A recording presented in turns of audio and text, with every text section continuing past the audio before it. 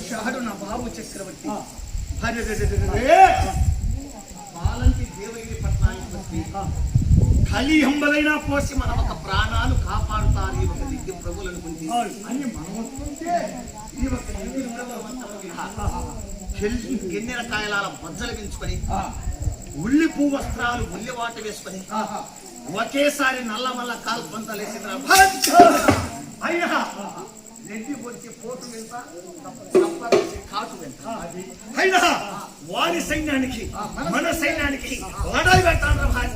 అదే నువ్వు లడాయి పెట్టాను అనుకో, వాళ్ళ దగ్గర ఎవరు చూస్తాను ఒక్కొక్క రేడియోగా 13 దూరాలు ఉన్నాయి, ఒక 5 మంది మొదలు ఉన్నాయి, వేరుగా ఒక గుంటకెళ్ళు ఇలాంటి మొత్తం ఉన్నాయిరా అని మన ఎక్కడికి చొచ్చిన 10 కేజీలు 5 కేజీలు 2 కేజీలు 3 కేజీలు అయినా ఒకసారి మన కత్తు తీసుకుని పోయామంటే దూరం వచ్చి కత్తి మీద పడిగా 2 మొక్కలు పోతుంది. అంటే మన సిపాయి వాడు లడాయి పెట్టామనుకో, మన సిపాయి వాడు ఏం చేస్తాడు, వేపులంటే ఆయుధములు వస్తాను పట్టుకొని అల్లట విగులుతూ వల్ల త్రమ్ముకుతూ నక్షలటుములు చేస్తూ ఆ ఒక దిగ్గినమైన ఆయుధముతో అలా పడవపోతాడు.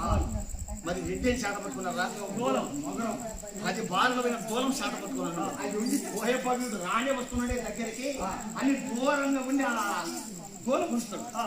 దూలం ఉంచాడనుకో మన వాడు ఊరకుండడా, ఈ ఒక ఆయుధం అర్థం పెడతాడు. ఆయుధం మీద దూలం పడినందుకో 2 తొంటలు ఆ దూలం వచ్చేసి మనం ఒక అర్ధ చేరుకుండు పైన బండి 3 కేజీలు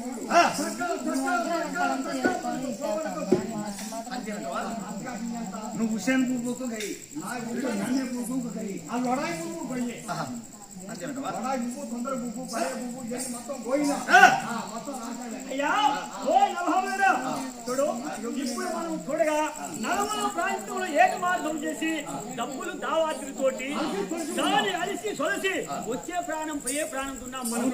మరి వాళ్ళు చూస్తే బ్రహ్మాండంగా 3 పూటలు భోజనం చేసి 3 నాలుగు చేసి బ్రహ్మాండంగా ఆనందంగా హుషారుగా బలంగా వాళ్ళు ఉన్నారు. కానీ వాళ్ళకు మనకు లడాయి పెట్టి అరవడు పిల్ల లేకుండా ఇక్కడ అర్థమైపోవాలి. అంటే వాళ్ళు హుషారుగా ఉన్నారు కదా, మనం అడిగితే తిరిగి వస్తుంటే మనకి ఆనందం ఉంచారు. అందుకని వాడు అల్ల దగ్గర పల్లాడికి ఒక దూరం ఉంటుందా ఆశ్చర్య కంటే పైకి పోకపోతే పోయిందా అక్కడ గొప్ప పాల్గొంటాడు మందులో మారిపోయా అంతేనట. మరి ఇప్పుడు ఏం చేద్దామంటున్నా, ఏదైనా ఒక శుభలేఖరమాంతం వారికి రాష్ట్రం ఉన్నది సరే. కానీ మనకి అటువంటి నా బాబు చక్రవర్తి లెటర్ వస్త్రాలు పట్టుకుని గరగరా లెటర్ రాస్తున్నాడు.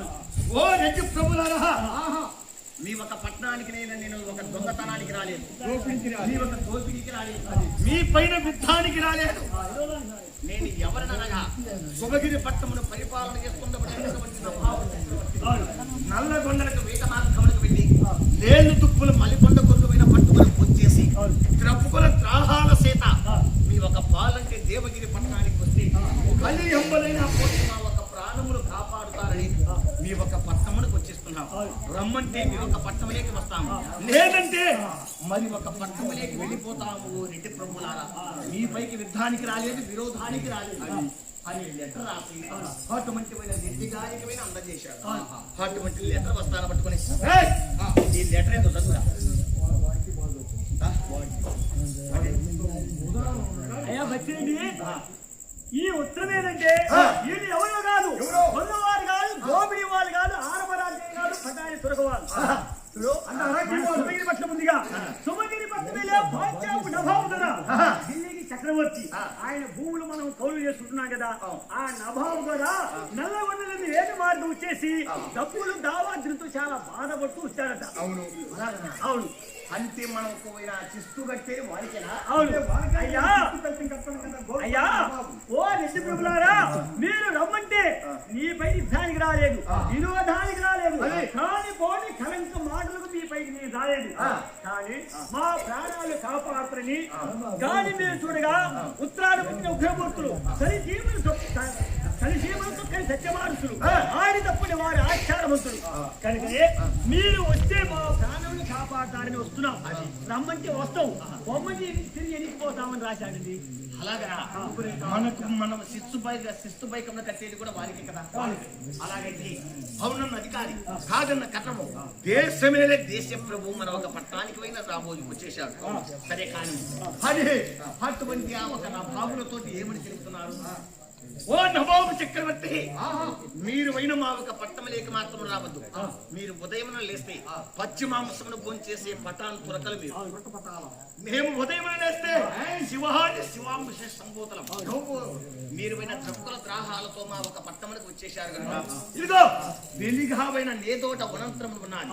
ఆ ఒక నేదోట వనంత్రముల సమీపములకు వచ్చినట్లయితే మరి మీ ఒక నవాబుల సైన్యాన్ని మొత్తముడు పోయినా కాలు గోరు ముక్కపోకుండా మీ ఒక నవాబు సైన్యాన్ని మొత్తాన్ని కూడా నేను కాపాడగలను అని ఆ ఒక నవాబులతోటి ఎప్పుడైతే తెలిపినారో అటువంటి నవాబుల సైన్యముల పైన, గుర్రముల పైన, ఒంటెల పైన, వేణుగుల పైన అటువంటి వేగామన దండు మొత్తముడు పైన ప్రయాణమై అదిగో నేదోట వనంత్రముల సమీపములుగా చేరుకున్నారు.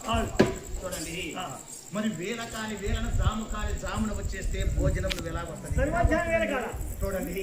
అటువంటి ఒకమైన పిల్లల మరి బేత్రెడ్డి చూశాడు. అండలారా, మీరు పట్టినటువంటి ఆయుధములు మొత్తముడైన విసరి పారవేసి కట్టిన నడికట్లు ఇప్పకుండా మేడలలోకి వెళ్ళిపోయి ఎవరి ఇంటిలో ఏమున్నదో మరి జొన్నం బలి కాని, సొద్దం బలి కాని, రాగం బలి కాని, మజ్జిగ కాని ఇలాంటి భోజనములు మొత్తముడైన బండ్లకు భర్తీ చేయండి అన్నారు. ఏ భర్తీ చేస్తామండి? అంత మొదటి కాదు, సాయంత్రం కాదు, మధ్యాహ్నం వేళ ఒక అమ్మాయితో ఉంటుంది, ఒక అమ్మాయితో ఉండదు. అంటే ఒంటే తీసుకున్న మాత్రం వేడి మీద చెప్పిందిగా అలానే తీసుకుని వస్తున్నాం. అటువంటి కట్టిన నడికట్లు ఇప్పకుండా మేడలలోకి వెళ్ళిపోయి సద్దంబలి, రాగంబలి, జొన్నంబలి, మజ్జిగ ఇలాంటి మత్తములమైన ఒకమైన బండ్లకమైన భర్తీ చేశారు. బండ్లకు భర్తీ చేసి అటువంటి బండ్లు మొత్తములైన కదిలించుకొని అదిగో నేదోట వనంత్రములైన సమీపములకు వచ్చేశారు. పంట కాలవలతో నీళ్లు వదిలేయాలి. పంట కాలవలతో నీళ్లు వదలగా అటువంటి గుర్రములు, ఒంటెలు, వేణుగలు మంది మార్బలం మొత్తములైన త్రాగుతున్నారు.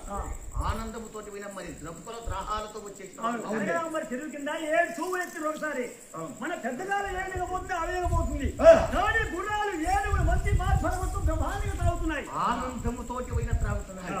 అటువంటి నవాబుల సైన్యాన్ని పోయినా వరుసలుగా పోయిన కూర్చుండబెట్టి అటువంటి ఒక రెడ్డి ప్రభువును పోయినా మరి సొద్దంబలి అన్న వారికి సొద్దంబలి, రాగంబలి అన్న వారికి రాగంబలి, మరి జొన్నన్న వారికి అన్న వారికి జొన్న, మజ్జిగ అన్న వారికి మజ్జిగ వరుసలుగా కూర్చుండబెట్టి పోయిన పోతున్నారు. చూడండి, ఎన్నడి ఏ రోజైనా సరే వారు దోషెట్లలో తాగినోళ్ళు కాదు. ఆ ఒక దోషెట్టల పైన పట్టించి ఆ ఒక రెడ్డి ప్రభువును పోయిన ముంతలతోటి ముంచి పోస్తుంటే సగం గర్భం లేకపోతుంటే సగం కింద పోతుంది. ఒక్కొక్క నవాబుకు మరి జానడు 3 ఉంటాయి గడ్డ సంపద వేసి బాగా పెంచి ఉన్నారు కాబట్టి దోషులు పడుతున్న ఇప్పుడు తాగి ఉంటారు కదా. అటువంటి ఒక గడ్డం కొండపైన కారిపోతూ కింద పైన జానడెత్తు, బెత్తెడెత్తు కుప్పలు అన్నబడుతున్నారు. చూశాడు అటువంటి ఒక రెడ్డి ప్రభులు పోయినా నిదానముగా నింపుగా తాగండి నాయనగారా. నిదానంగా సిపాయి వాడు పోయినా గర్భములో సద్బాధ తీరిన తర్వాత నిదానంగా తాగంటావు. అరే ఇది దప్పల గోంగూర, అరే ఉడకని రాగ సంగతి, అరే సీమల మధ్యగా, అరే ఇది తాగితే అరే నాది గడ్డానికి తగులుకొని అరే గుళ్ళ పోదు, అరే తగిలేసి సాగిసిన పోదు.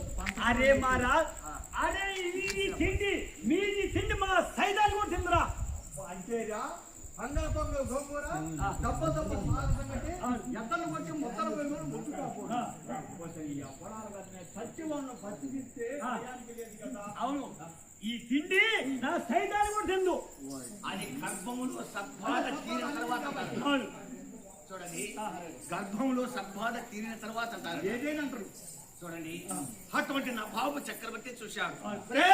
అన్నలారా, ఓ తమ్ములారా, మరి అవునన్న అధికారి కాదన్న కన్నము, దేశమే దేశ ప్రభు, మరి ఈ ఒక నవాబు చక్రవర్తికి కూడా ఈ ఒక జొన్నంబలి సొద్దంబలి ఏమైనా పోతే మర్యాద ఉంది. కానీ సిపాయిలు కాబట్టి మధ్య పోసిన తాగిరు, పుల్ల నీళ్ళు, సల నీళ్ళు ఏది పోసినా తాగిరు. కానీ నవాబు చక్రవర్తి తగిన జాగ్రత్తగా మర్యాద అని అటువంటి నవాబు చక్రవర్తిని తీసుకుని వెళ్ళి మరి కుర్చీ వేసి కూర్చుండబెట్టి అటువంటి భాగ్యవతనమ్మను మాత్రం పిలవడండి. అమ్మా భాగ్యవతనమ్మ, అలనాడు అయినా ఆ ఒక పరమేశ్వరుడు అయినా నీకు చెరుకు రాజులను ఇచ్చాడు. నీవు వెళ్ళిపోయి 7 గ్లాసులమైన చెరుకు పాలు తీసుకున్నాము.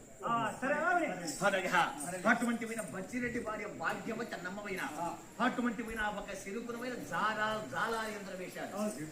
చాలా హరివిందన వేయగా వెదురు గుమ్మలాగా పెరిగినాను ఆహా అటువంటి పరమేశ్వరుడి మీద ధ్యానించి ఆ ఒక భాగ్యవతనమ్మ సూది తోటి గర్జమణ వేసి 7 గ్లాసుల మీద ఆ ఒక చెరుకు పాలు వస్తాను బట్టి మరి వచ్చేసి వచ్చిరెడ్డికి మీద అందువగా అటువంటి వచ్చిరెడ్డి మీద తీసుకుని వెళ్ళి ఓ నభావులారా ఈ ఒక పాలు మాత్రం మీద తాగండి ఆ, చదువు.